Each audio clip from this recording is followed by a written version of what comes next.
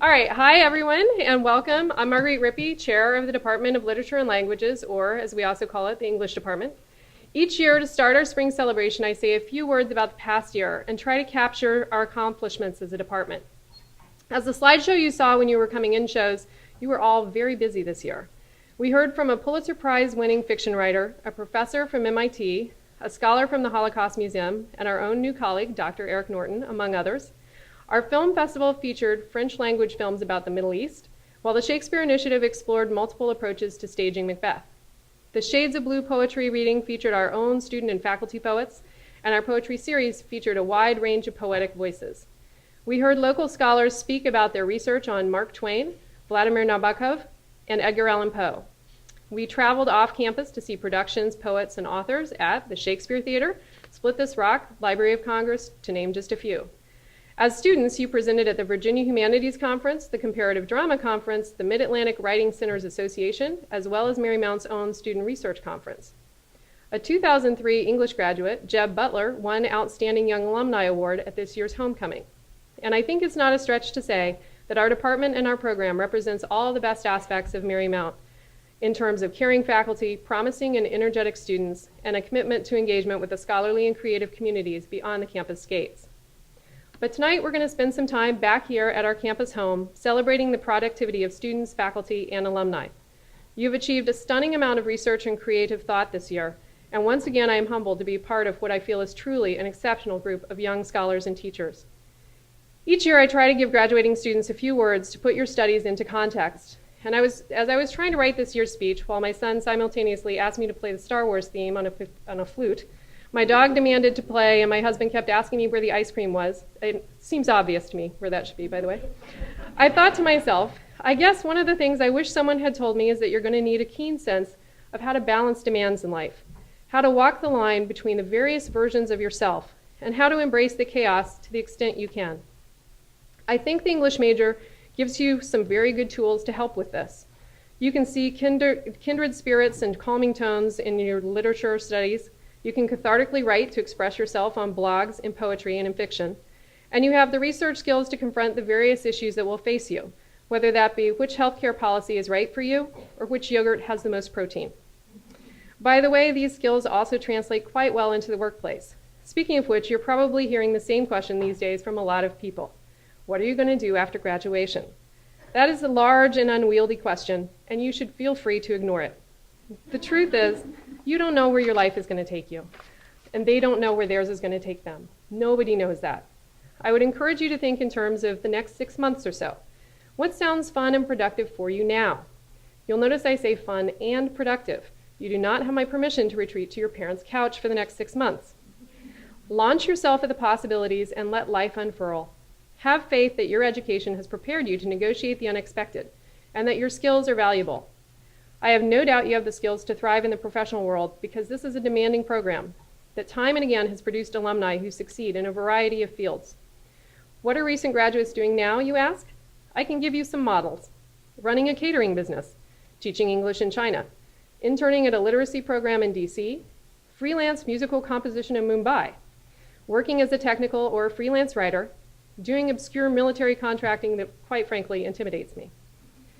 The success of each of these people, however, is unique and is only a success insofar as what they are doing fits their own values and interests.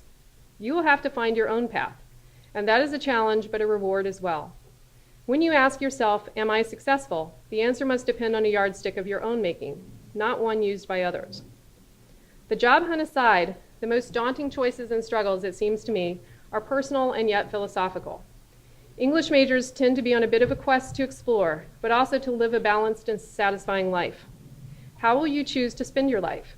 Can you do well and do good at the same time, as the cliche goes? Or perhaps more importantly, how will you construct your own vision of happiness? These are not easy questions to answer, and I might mention that the answers are not permanent either. The job you want today will not necessarily be the job you want in 10 years, and that is not a failure. Recognizing human change, particularly within yourself, is in fact a success that our culture often fails to recognize and frequently resists. Often I get sheepish messages from alumni saying that they want to fundamentally change course in life and asking me to help evaluate the risks. Are they too old, too poor, too frightened? The answer is that the fear of the thing is always worse than the thing itself. There are always ways to pursue a new job, new educational opportunity, or a new challenge with a calculated plan. The real failure is not having the courage to make changes when you need to. Over the course of my teaching career, I have had a student in his 50s retire from the Coast Guard, return to school, and become a teacher. A student in her 90s finish her bachelor's degree because she wanted to read and write her own stories more movingly. A high school physics teacher get his MA and then his PhD in English. And a former Army sergeant returned to finish his BA before going on to law school. The list goes on, and I know many of you are part of that list, making your own great leap through education. That's part of why I love teaching at Marymount. There's something heroic in those transitions, and you should celebrate that impulse in yourself. So don't be afraid to get back in touch with us when you are facing a challenge, as well as when you are celebrating a success. Each and every faculty member in this department feels responsible for you. They teach because they love teaching you, and they will remain your steadfast supporters no matter what faces you. So link us in, friend us, follow our tweets, but please do stay in touch and don't be afraid to ask for help from us when you need it. I would still like to convince you, however, that landing the job is shorter and a less significant process than shaping your life. This brings me to my point. You've already shown a fair amount of nonconformist fearlessness by choosing this program, this place, and this moment in time to complete your degree in English. You have gone a different way from many of your peers, pursued something you love, but that is less defined and therefore less, by definition, also more versatile than a degree focused on a specific career field. The reward of this choice will also be a glorious wrestling match with yourself in the form of independence, soul-searching, and self-reliance.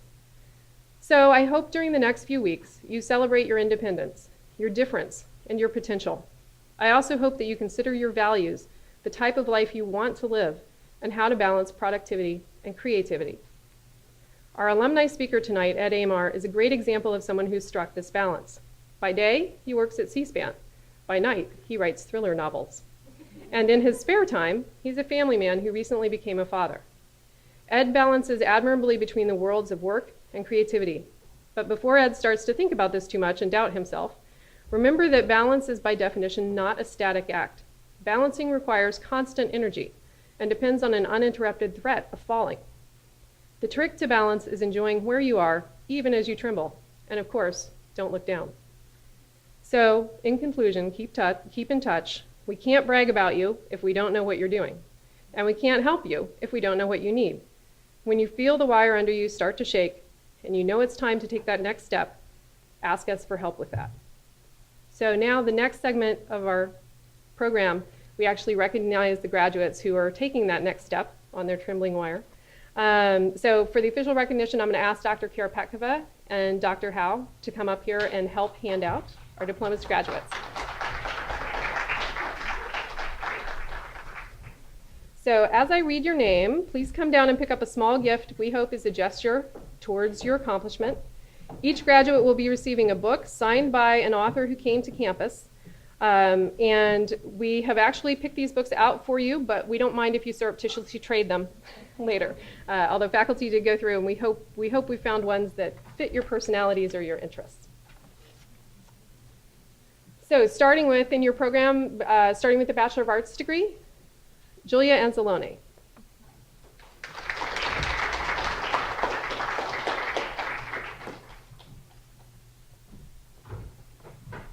You can go up either side.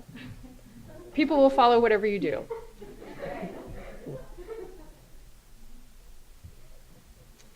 Anna Sophia Dillon.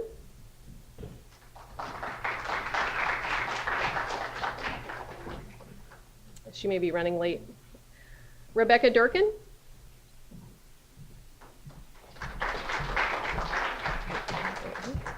Delora Mosby. Ooh, I thought.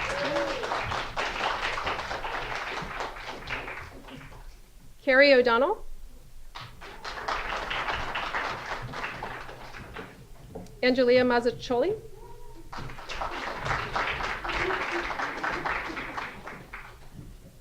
Saran Okaba. Hey, Delora. Corinne Patterson-Stein. I know she's coming from work, so Corinne may be late too. Jada Rogers can't be with us. She's in Hawaii, as I understand. Emily Schultes also couldn't join us because she's at work. Melanie Sue.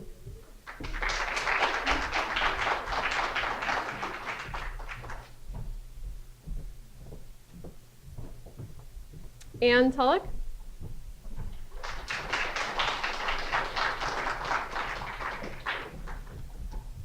Robert Wallach.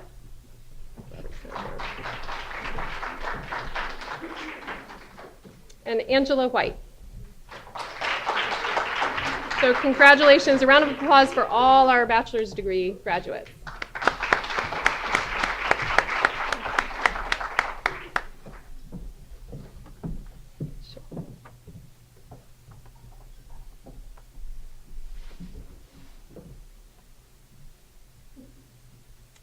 And our next presentations will be for the Master of Arts in Literature. And Brandon Biller is our first graduate. I think Brandon is at work, though. Brandon? No? Okay. Allie Casey.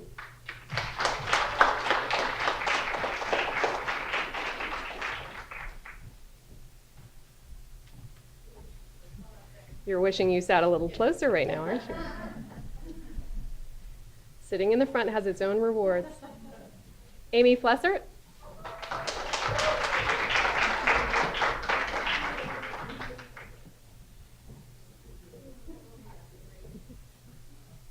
Ellen Kay. I'm not sure if Ellen is with us tonight. Uh-oh, Allie's sneaking up from the side. Shannon Fulton.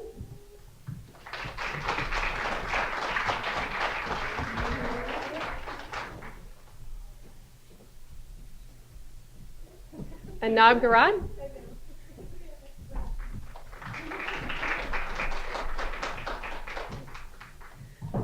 Benjamin Norris. Ben can't be with us because he's working. Jordana Taylor Fournier. Sorry, Ben should still get applause. Jordana Taylor Fournier. If Jordana is working, it's because Marymount University is making her. Maria Sioko said she couldn't be here tonight. And Janae Williams. And again, a big round of applause for all our Masters of Literature candidates. Nicely done.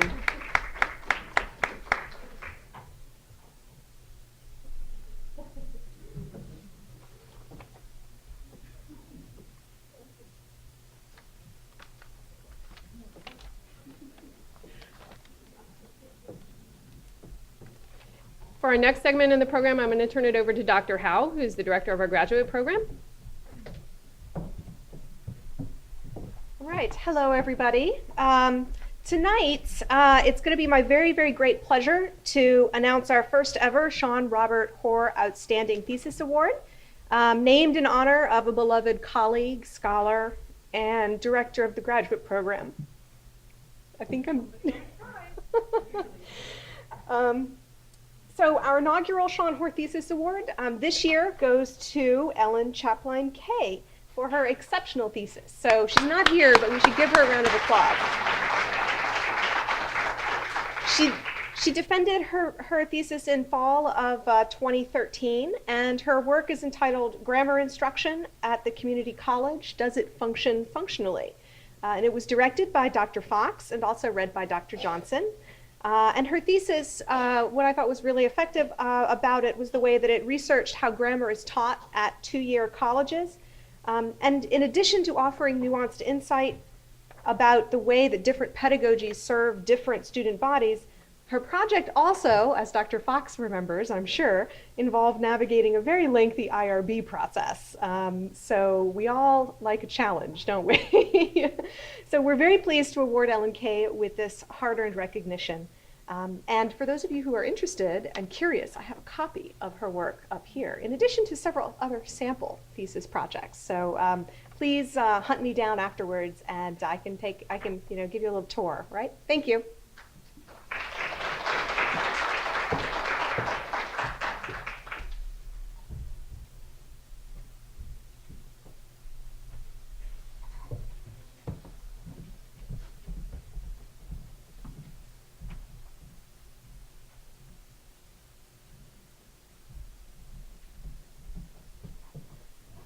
Hello, everybody. I'm Dr. Sarah Fickey, and I'm here to present the Robert Reed Award, which is for the best essay published in Magnificat. Magnificat is our journal of undergraduate nonfiction writing that is selected and edited by a talented group of Marymount undergraduate students. Before I give out the award, I'd like to recognize the student editors, some of whom are here tonight and some of whom could not be. And those are Amanda Bourne, Joanna Chennai, Madison Herbert, Julia Lopez, Karen Oliva, and our graduating senior editors, Catherine Fonseca and Melanie Sue. You can see the results of their hard work and that of the student authors in the printed copies of Magnificat, which are here tonight. They're on the glass case in the reception room in the back. So I encourage you to look at that. We also have a website, and that will have the new content on it as soon as we get it updated. It is not updated quite yet. So on to the award. Robert Reed was a longtime adjunct faculty member at Marymount who taught composition and writing. His focus was creative nonfiction and journalism. So the Magnificat Award honors his commitment to nonfiction writing by recognizing outstanding work that our students do in that area. This year, I am pleased to announce that we have 2 winners. Both of these essays stood out among the other excellent works published this year because of the creative way they combine literary analysis with personal reflection. We often describe academic writing as a conversation. In these 2 essays, you can see the authors truly engaging with their subjects and walking away with a more profound understanding of those subjects as well. So I encourage you to pick up a copy of Magnificat to take a look at their excellent work.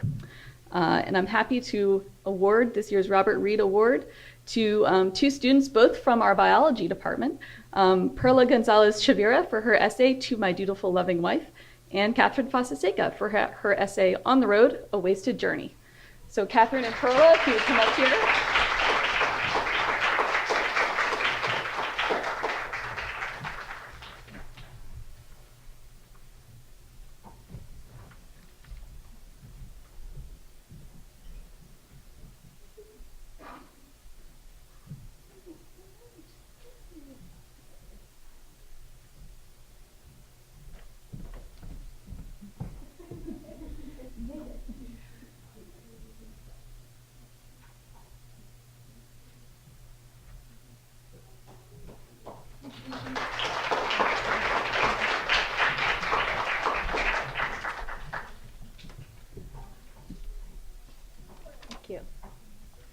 I'm Dr. Katie Peoples. I assist with the editing of Magnificat, and I also had the honor and privilege of teaching our senior seminar course in fall 2013.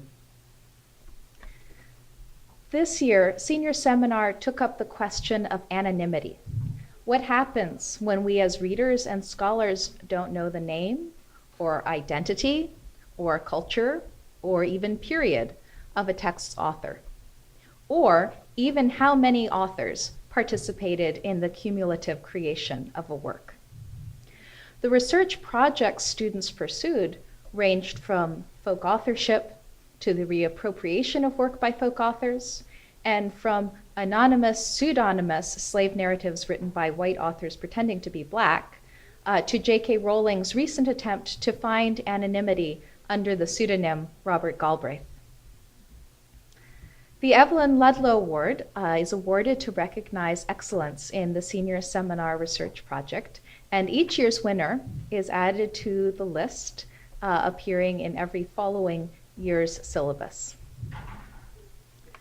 The finalists are Corinne Patterson-Stein for her paper Considering Monogenesis and Authorship of Folktales, Melanie Sue, Performing the Scripter, Deconstructing a Pauline Theology of Marriage, Anne Tulloch, Brother Poet, Anonymous Franciscan Literary Tradition and the Gawain Poet, and Angela White, Anonymous Authorship in the Era of the World Wide Web, a Response to Garlic and Sapphires.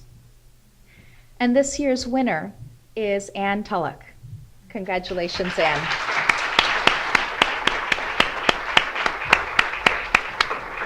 And congratulations to all of our finalists. If all 4 of you could come forward for your certificates now. Thank you.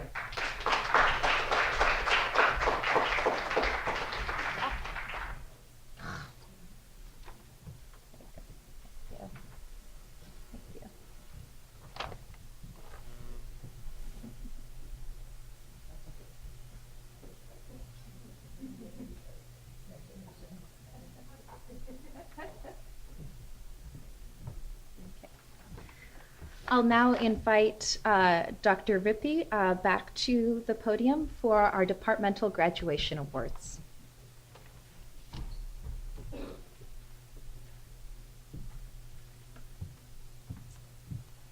So the department gives two awards to the outstanding undergraduate student and graduate students. These students will be honored again at Recognition Day and at commencement, but their consistently superior work has provided a model of excellence over the course of their time at Marymount. These are the kinds of students who raise the bar for all of us and who deserve our applause for their steadfast commitment to their education. Our first student, who's the undergraduate winner this year, is an honors student who wrote her thesis on Tennessee Williams and disability and took the extra step of actually presenting the thesis at the Comparative Drama Conference in Baltimore, which is a national conference of scholars, drama scholars from across the nation. So that goes to Melanie Sue.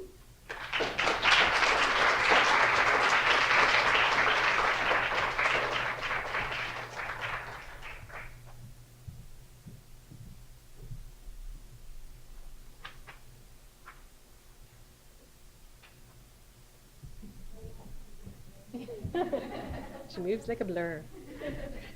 And our graduate award goes to an outstanding graduate student and also an outstanding graduate assistant who has saved all of the faculty many times throughout the year. She's also one of our first students to complete the composition certificate, teaching college composition, in addition to her regular work for her master's degree, and that is Amy Flesser. Amy, come on down.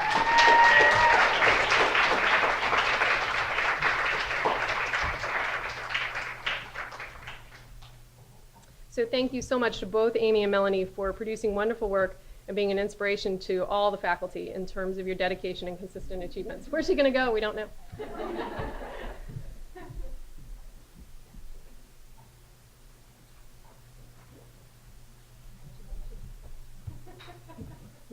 And then you have to stop and freeze for Dr. Scott Douglas. And now to our alumni speaker, who is a consistent source of insights, irreverence, and thoughtful challenges in class. He kept class lively and engaging, and I honestly never knew quite what he was going to say next. I still don't. Ed Amar earned a BA in English from George Mason before graduating from our master's program in 2011, having written his thesis on rapper Chris Palco, better known as Cage. Ed is a student from whom I learned much. For example, my knowledge of Cage was non-existent prior to serving as Ed's second reader. This is where my job is sort of cool. I get to read MA theses about subjects that I find fascinating and never would have found on my own. Ed has written a variety of short stories and is a regular contributor to the Washington Independent Review of Books. Ed's debut thriller, I'll Sleep When You're Dead, is available through Black Opal Books, and it's been called a haunting tale of vengeance and its toll. I would call it a thriller that absorbs you so much that you miss your metro stop. At least that's what happened to me. Ed is a good man to talk to about how to keep your creative side afloat and how to share it with others. He's a member of the Mystery Writers of America and the International Thriller Writers, and he has now earned the respect from his former faculty that comes only from having hosted a much more fun book launch party than I ever had. I am very happy to have Ed back with us tonight to share his insights in his speech aptly titled, The Balance Between Work and Creativity, and also some crying. Ed?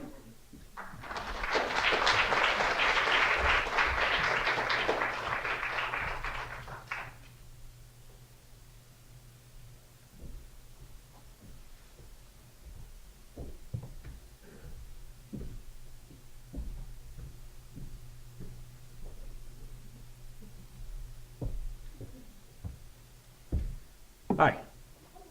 How are you? So I'm sorry I was a little late. I don't think you guys noticed because we snuck in the back. My wife and I have a 12-week-old kid at home, and that's great, but babies suck, and it's all his fault. No, I'm just kidding. He's cute. So I want to say thank you so much to the English department for having me here tonight. Especially Dr. Rippey, Dr. Kay, Dr. Fox, and Dr. Howe. I took classes with all four of you, and I still use lessons you taught. I studied under other really great professors at Marymount, but you're the ones who gave me A's, so you're the ones who get shout-outs.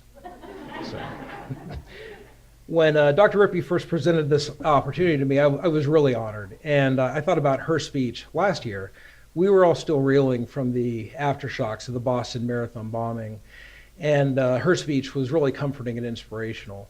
And unfortunately, and this is really unfair, there really haven't been any tragic events recently. So I'm going to be far less inspirational. The only thing that's affected our nation that I can recall was the ending of How I Met Your Mother. And that didn't hit everybody as much. It hit me a lot, but I don't know about everyone else here. So I want to start off by saying congratulations to all the graduating students here. Getting your degree is a gigantic page-turning event. There have been a lot of recent articles questioning the value of a degree in humanities, especially in regards to its value in the job marketplace. And we know that those articles are wrong. Learning is never a waste of time, unless you studied art history, because you're going to spend the next 10 years in your parents' basement. I assume there's no art history majors here, right? Okay, we're good. So Dr. Rippey recommended that I talk a little bit about balancing a professional life with an artistic pursuit. And I want to tell you a little bit about my own post-college experiences. But I'm going to start off with just a short note about my college experience. I started out as a psychology major at George Mason down the street, and I wasn't very good at it. In fact, I wasn't good at any of my classes, and I kind of reached a make or break moment near the end of my sophomore year. I needed a D+ on my final to pass a logic course, and I received a D. So, and as I said, I wasn't doing well in any of my classes, so not only was I going to fail the course, but I was going to fail out of college. So I met with a professor, begged him for another shot, and he refused me, so I did. I failed out of college. And I let a few weeks pass, and I met with the people at George Mason and begged them for another shot. And they gave it to me, provided I didn't pursue psychology. And that seemed like a pretty fair trade. So so when I did graduate, I graduated as an English major. And I want to relate that story for two reasons. The first is to finally admit to Marymount that I falsified my transcripts. I'm sorry. And the second is because when I started studying English, I realized I should have been doing this from the beginning. Books spoke to me, and I think everybody here has probably had that same reaction. The lessons that we need to learn in life aren't going to come from politicians or priests. They're going to come from books for us. I entered the job market after college, and I found a lofty job answering phones. One quick note, even with a college degree, be prepared to start at the bottom. I didn't know that, and it's true, and a little disarming. So the job, the real upside for the job is that it gave me a lot of free time to read. And I just poured myself into reading. And then at night, after work, I wrote. And I realized pretty quickly that a career in an office wasn't going to be ultimately fulfilling for me. And I started writing more consistently, and books started to form. I didn't know what I was doing. I just started writing to make myself happy, and that was really wonderful. It seemed like doors in my mind were opening everywhere. But there is a dark side to this, and it really applies to anyone who's entering an art or an advanced field of study, or just dedicating themselves to anything they believe in. When you're at that young stage of your career, you need to realize something very important about yourself. And it's the first of three things I want you to take away from this talk. The first is you're going to suck at parties. And here's why. When you're a young artist or determined new professional, you start to think that what you're doing is more important than everything else, even more important than everyone else. And you become very pretentious and self-absorbed. When I started writing, I started listening to jazz, speaking of pretentious, and I became obsessed with it. It influenced me, and it informed what I wanted to write and how I wrote. And I would even, and here's the part where I hit a level of douchebaggery that I just don't think anyone can challenge. When I was in my car and jazz came on, I wouldn't allow people to speak so I could listen to the music. So as a young writer, I was a lot of fun to be around. But here's the thing, that level of douchebaggery is important. and it's necessary, and something that's even pure. If you have a passion and you want to become a writer or a chef or a teacher or an architect, there's a point where that has to come before everything else, and it'll control you.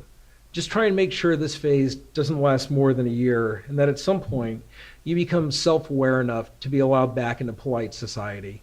When that happens, make a point to apologize to your ex-girlfriend or ex-boyfriend, your parents, roommates, or anyone else who had to deal with you. And notice I said ex. It took me 6 years of writing on a nightly basis, but I finally finished my first novel. And writing that book taught me how to write, and it taught me the kind of writer I was going to be. And when it was finally done and edited and re-edited, I sent it out to agents. For those of you that don't know, here's how you traditionally publish a novel. You write the book, you edit the book, you send it out to agents. Agents say no. You get depressed, you're going to gain like 20 pounds. Then you're going to shake that off. No, you're not going to shake the pounds off, but you'll shake the depression off. And then you're going to go back to it. You're going to look at what could be better. You're going to requery, pick yourself up, and send it back out to agents. Hopefully, eventually, one of those agents says yes, and then they'll send it to publishers. That's the traditional way of getting published. So I ended up querying over 100 agents. Maybe 10 were interested. So that's 90 rejections. I mean, imagining opening 90 gifts and how awesome that would be, and then reverse that. It's not that the book was bad. The general feedback from the agents was they liked my writing. They just didn't think it was appropriate for the publishing marketplace. And, I didn't know that when I wrote it. I was so in love with the story and the characters that when I sat down to write, it felt like what I imagined skydiving or mountain climbing or the kind of thing that people who are more adventurous than I am and drink Mountain Dew and wear those shoes with the weird little toes in them for your toes, the kind of thing that those people do. It was all crazy adrenaline and excitement, and that's what writing was like at the time for me. And when it's good, that's what it always feels like. And you'll find that, after here with whatever you guys decide to pursue. And that brings me to the second point I want you to remember. There are two words on a wall in the offices of Wieden and Kennedy, one of the top advertising firms in the country. Those two words are fail harder, and it's a phrase that's meant to encourage taking chances. I'd slightly amend that phrase to read, it's okay to fail, because those two words imply something really important. Failure isn't the end. Failing out of school showed me the field I really should study. And the failure of my first book to sell showed me the importance of understanding the publishing marketplace. If I hadn't taken that chance, if I hadn't put everything I could into that first book, I never would have learned what being a writer truly means. I never would have learned how to write something I believe in, or the importance of writing for an audience. So that book failed, but also it didn't. Until your body is being dumped in the dirt, you haven't failed. That's really good. Someone should write that down. Is anyone taking notes? Anyone? Okay, because I'm not. This is like a science test for me in middle school. It's all going out after this. So after I realized that first book wasn't going to get published, I knew that I needed advice. And I didn't know a thing about publishing. So I emailed writers I admired. I contacted editors. I went to conferences and panels. This is all stuff I should have done before. But the thing is, and maybe some of you can relate to this, I really suck at meeting famous people or even people I admire that aren't famous. I'm always worried that they're going to dislike me or realize how much smarter they are than me, or I'm going to blurt out, can I smell your hair or touch your skin? Incidentally, that touch your hair thing wouldn't have been a problem if I could have met Richard Ford last week. That's a literary joke. Literary jokes aren't very funny, but some people get them. But I learned after talking to people that people who are involved in the same work you want to be in are generally helpful when they know that you want to be the real deal. And I can tell you that without the help of other people in my field, I never would have found a publisher.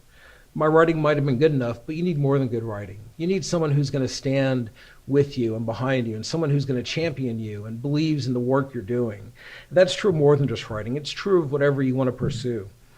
For those of you that want to write or continue graduate studies or some other field related to English, you're in really good hands. The department at Marymount's enthusiastic, and they're smart and friendly, and they're eager to help you.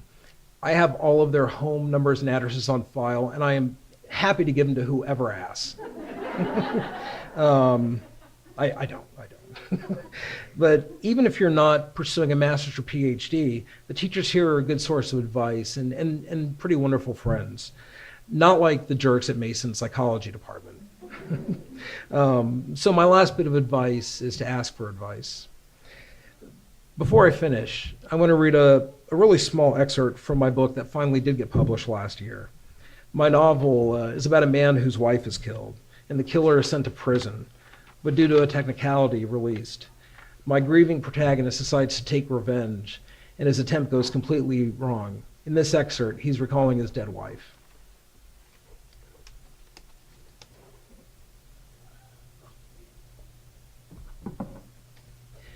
Everyone told me, from friends to family to the psychologist I saw, that I'd recover in time, but their good intentions only led me to a darker, more terrifying realization. I wasn't going to recover. The abrupt sense of shock from Renee's death didn't dissipate. My pain was locked in some dark place psychology hadn't lit. I was able to return to work, but an enormous wound was carved into me and would not heal. The only thing that made me feel better was talking with Renee, my dead wife.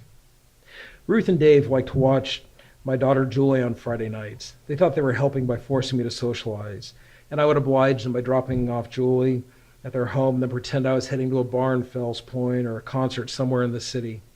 Instead, I'd drive back home and sit in the bedroom and have imaginary conversations with Renee. I'd tell her what I'd done during the week, how Julie was doing, other things I thought she'd like to know. I began to look forward to these conversations with urgency as the week drew to a close. I remember sitting in that dark bedroom after winter ended and summer had come, alone on warm summer nights, talking to Renee's memory with the window open. I could hear cars passing on the street below, or neighbors murmuring, or the loud, sudden, excited shouts of children. Grief, for a few moments, became beautiful. So that's depressing. I don't want to end on that. Right? I'm going to read one more short excerpt to end on a light note. In this one, my protagonist, Tom's been kidnapped by the people he hired, and they're keeping him in a remote cabin. This is him talking to one of his captors named Bartis. Dr. Howe. I knew she would dig that. All right, Bartis said, get some sleep. You'll need it for tomorrow. Where are we going tomorrow? You can tell me that, right? Nope. By now I knew when Bartis was going to offer more information when he wasn't, and nope was the most information I was going to get. Aren't you tired? I asked. Nope. So I said, Diane tells me you write poetry. Is that true? Yep. Well, you know, I teach English at BCC, I said brightly. Do you want me to read some of it? I'd like to hear it. Isn't BCC a community college? Well, I don't see what that... I didn't bring any, Bartos interrupted me, but I have some of it memorized. He set the gun on the table. Want to hear it? Sure. Bartos leaned back in his chair. My father was a drunk who always smelled like beer. He'd come home from the bar and threaten his wife. I watched my dad hiding from him in fear and locked the door to my bedroom, fearing for my life. One day the cops came and took him to jail because he killed my mom, and I never saw him again. As I grew up, I realized I was going to fail, because even without him, I'd be like him when I became a man. Bartos was quiet. I asked timidly, is that the end? He nodded. Thank you, I said. What'd you think, he asked. What I think of what, the poem? Yeah. I mean, it needs work. Bartos picked up the gun again and examined it. Needs work.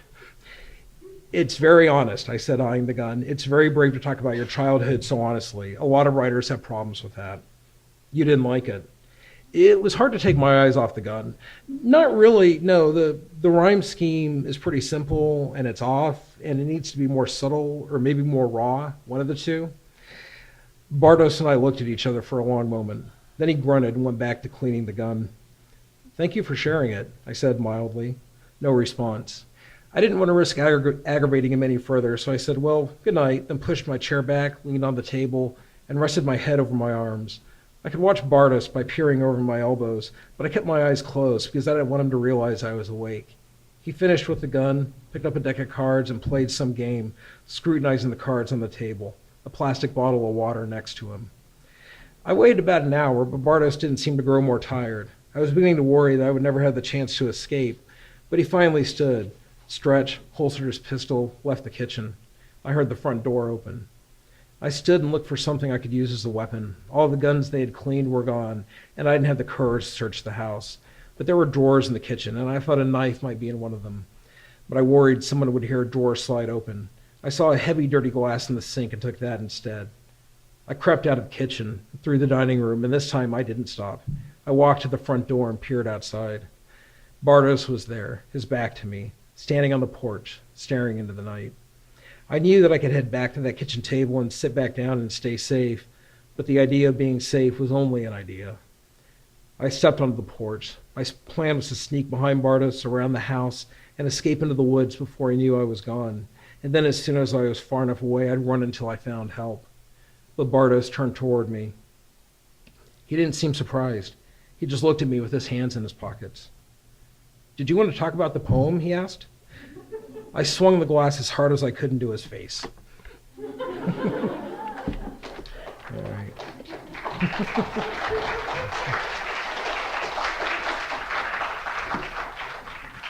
So, thank you. And thanks for the opportunity to speak to you tonight. Just remember these three things. Ask for advice. Failure is totally cool. And don't let your artistic douchiness overcome you, and you'll be fine, I promise. Thanks again. Go Saints.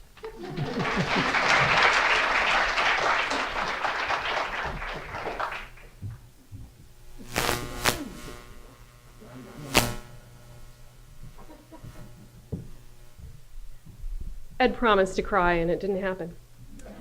I know. I'm a little... At the table, yeah. If you buy books, he will cry.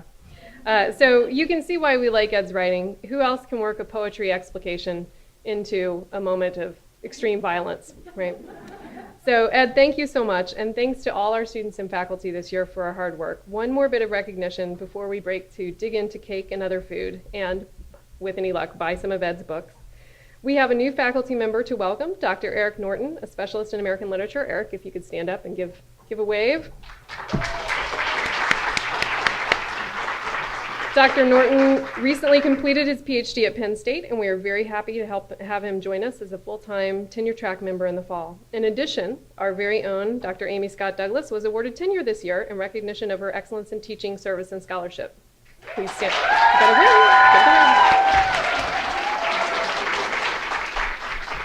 Also a crowd favorite. Dr. Scott Douglas has produced a stunning array of scholarship while at Marymount and established the Shakespeare Initiative, which brings live professional theater to campus each year in tandem with interdisciplinary student research on drama and its adaptation. We're very happy to have Dr. Scott Douglas' hard work recognized through tenure. I have a small gift for each of you that I will give you after. Here, I'll hold them up to show that they're there, right? See, they're real. I have a London-themed bag for Dr. Scott Douglas because we all know that's her actual love, London, her home away from home. And for Eric, a dark collection of Kurt Vonnegut's letters, which have some biting, ironic comments that I think may come in handy at faculty meetings. So I will bring these to you. A warm congratulations to you both, as well as to all our graduating students. Now, let's go eat.